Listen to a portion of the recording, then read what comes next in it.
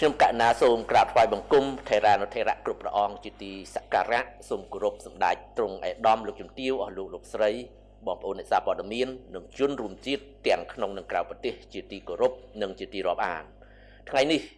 អ្នកនាំពាក្យរាជរដ្ឋាភិបាលសូមជម្រាបជូនសាធារណជនជ្រាបអំពីកិច្ចខិតខំប្រឹងប្រែងរបស់រាជរដ្ឋាភិបាលក្នុងការដោះស្រាយបញ្ហានិងជួយដល់បងប្អូនជនភៀសសិស្សរាជរដ្ឋាភិបាលដែលមានក្រសួងស្ថាប័នពាក់ព័ន្ធនានាជាសេនាធិការ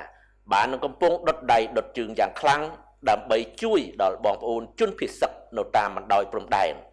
សម្រាប់ពលរដ្ឋភៀសសិស្សដែលអាចវិលត្រឡប់ទៅកាន់ផ្ទះសម្បែងវិញបានអាជ្ញាធរមានសមត្ថកិច្ចបានជួយជ្រោមជ្រែងនិងសម្រួលពួកគាត់ឲ្យបានវិលត្រឡប់ទៅកាន់ភូមិឋានវិញឲ្យបានឆាប់បំផុតតាមដែលអាចធ្វើបានដោយគិតគូរយ៉ាងម៉ត់ចត់អំពីសុវត្ថិភាពជីវភាពនិងសុខុមាលភាពរបស់ពួកគេចំណែកអ្នកដែលមិនទាន់អាចវិលត្រឡប់ទៅលំនៅឋានវិញបាននៅឡើយក៏ទទួលបានការយកចិត្តទុកដាក់យ៉ាងខ្លាំងពីសំណាក់រាជរដ្ឋាភិបាលក្នុងការមើលថែទាំពួកគេក្នុងមណ្ឌលសុវត្ថិភាពគិតត្រឹមល្ងាចថ្ងៃម្សិលមិញមានពលរដ្ឋភៀសសិស្សប្រមាណជាង48,000នាក់ហើយដែលបានវិលត្រឡប់ទៅលំនៅឋានវិញក្នុងចំណោមជនភៀសសិស្សសរុបជាង64,000នាក់ដូច្នេះនៅសល់ជនភៀសសិស្សជាង16,000នាក់ទៀតកំពុងតែបន្តស្នាក់នៅក្នុងមណ្ឌលសុវត្ថិភាពនៅឡើយហើយអាជ្ញាធរកំពុងតែសម្របសម្រួលដើម្បីឲ្យពួកគេបានត្រឡប់ទៅកាន់ភូមិឋានរបស់ខ្លួនវិញជាបន្តបន្ទាប់ទន្ទឹមនឹងនេះសាលារៀនមន្ទីរពេទ្យមណ្ឌលសុខភាពនិងស្ថាប័នផ្ដល់សេវាសាធារណៈនានាក៏បានបើកដំណើរការឡើងវិញជាបន្តបន្ទាប់ដើម្បីបម្រើសេចក្តីត្រូវការរបស់បងប្អូនប្រជាពលរដ្ឋនៅក្នុងតំបន់ទាំងនោះសូមបញ្ជាក់ជូនថាការវិលត្រឡប់ទៅកាន់លំនៅឋានវិញរបស់ពលរដ្ឋភៀសសិស្សមានចែងក្នុងចំណុចទី4នៃសេចក្តីប្រកាសរួមថ្ងៃ27ខែធ្នូឆ្នាំ2025ដែលមានសេចក្តីថាភាគីទាំងពីរឯកភាពអនុញ្ញាតឲ្យជនស៊ីវិលរស់នៅក្នុងតំបន់ព្រំដែនដែលរងផលប៉ះពាល់វិលត្រឡប់ទៅផ្ទះសម្បែងនិងប្រកបជីវភាពរស់នៅជាធម្មតារបស់ពួកគេវិញក្នុងពេលឆាប់បំផុតដោយគ្មានការរារាំងដោយមានសុវត្ថិភាពនិងសេចក្តីថ្លៃថ្នូរនៅក្នុងតំបន់រៀងៗខ្លួនសម្ដេចមហាបវរធិបតីហ៊ុនម៉ាណែតនាយករដ្ឋមន្ត្រីនៃប្រជាណាចក្រកម្ពុជាបានតែងតាំងសមាជិកក្រុមការងារចំពោះកិច្ចមួយកាលពីថ្ងៃ23ខែធ្នូឆ្នាំ2025ដែលមានភារកិច្ចរៀបចំនិងគ្រប់គ្រងការស្ដារជីវភាពនិងហេដ្ឋារចនាសម្ព័ន្ធដែលខូចខាតដោយការទម្លាក់គ្រាប់បែករបស់ភាគីថៃ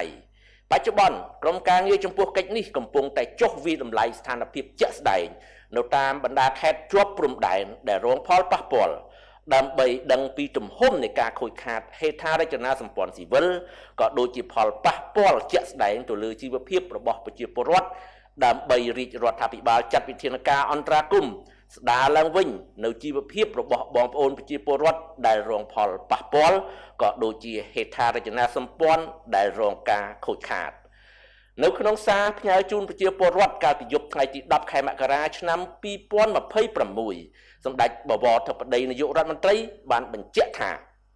រាជរដ្ឋាភិបាលតាមរយៈក្រុមការងារចំពោះកិច្ចកំពុងសិក្សានិងវិយតម្លៃអំពីផលប៉ះពាល់សំខាន់ចំនួន3គឺផលប៉ះពាល់លើផលដំណាំស្ថានភាពបំណុលនិងការស្ដារឡើងវិញជាបន្ទាន់នៅសេវាសាធារណៈចាំបាច់ដូចជាទឹកស្អាតអគ្គិសនីនិងទូរគមនាគមន៍ជាដើមក្រៅពីនោះការបោសសម្អាតកាកសំណល់និងយុទ្ធភ័ណ្ឌមិនទាន់ផ្ទុះក៏ជាកិច្ចការដ៏សំខាន់មួយ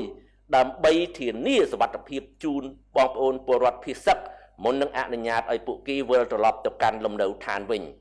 ភ្នាក់ងារសុខាភិបាលក៏ត្រូវបានដាក់ពង្រាយនៅនឹងកន្លែងដើម្បីជួយពិនិត្យនិងព្យាបាលសុខភាពជូនបងប្អូនពលរដ្ឋភៀសសិស្សផងដែរក្រៅពីការយកចិត្តទុកដាក់ខ្ពស់របស់រាជរដ្ឋាភិបាលក៏មានការចូលរួមយ៉ាងសកម្មពីបណ្ដាប្រទេសជាមិត្តដៃគូអភិវឌ្ឍអង្គការជាតិនិងអន្តរជាតិវិស័យឯកជននិងសប្បុរសជននានាតាមរយៈការផ្ដល់ថវិកាសម្ភារៈដើម្បីជួយដល់បងប្អូនជនភៀសសិស្សនិងវីរៈកងទ័ពវីរៈកងនគរបាលនៅជួរមុខឆ្លៀតឱកាសនេះរាជរដ្ឋាភិបាលសូមថ្លែងអំណរគុណយ៉ាងជ្រាលជ្រៅចំពោះបណ្ដាប្រទេសជាមិត្តដៃគូអភិវឌ្ឍនិងសប្បុរសជនទាំងឡាយដែលបានចំណាយកម្លាំងកាយចិត្ត នឹងបានបរិច្ចាគធនធានដើម្បីចូលរួមជាមួយរាជរដ្ឋាភិបាលក្នុងការដោះស្រាយបញ្ហាក្នុងគ្រាដ៏លំបាកនេះសូមបងប្អូនជនរួមជាតិនិងសប្បុរសជនគ្រប់ទិសទី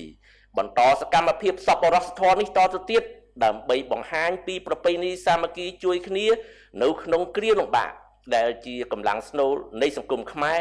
និងក៏ជាការបង្ហាញពីស្មារតីគាំទ្រសន្តិភាពនិងលើកទឹកចិត្តដល់ការដោះស្រាយបញ្ហាដោយសន្តិវិធីពីព្រោះសង្គ្រាមតែងតែបង្កវិនាសកម្មនិងទុក្ខសោកគ្រប់បែបយ៉ាងសម្រាប់ប្រទេសជាតិនិងប្រជាពលរដ្ឋដូចដែលយើងបានហែលឆ្លងកាត់រួចមកហើយក្នុងន័យនេះអ្នកនាំពាក្យរាជរដ្ឋាភិបាលសូមបញ្ជាក់ជូនជាថ្មីថាក្នុងនាមជាប្រទេសដែលស្រឡាញ់សន្តិភាពនិងតែងតែតម្កល់សន្តិភាពជាអត្ថប្រយោជន៍ខ្ពស់បំផុតមួយកម្ពុជាគោរពនិងអនុវត្តយ៉ាងម៉ឺងម៉ាត់និងស្មោះត្រង់បំផុតនៅបទឈប់បាញ់គោរពស្មារតីនៃសេចក្តីប្រកាសរួមថ្ងៃ27ធ្នូឆ្នាំ2025រួមទាំងកិច្ចព្រមព្រៀងនានាដែលបានធ្វើកាលពីពេលកន្លងទៅ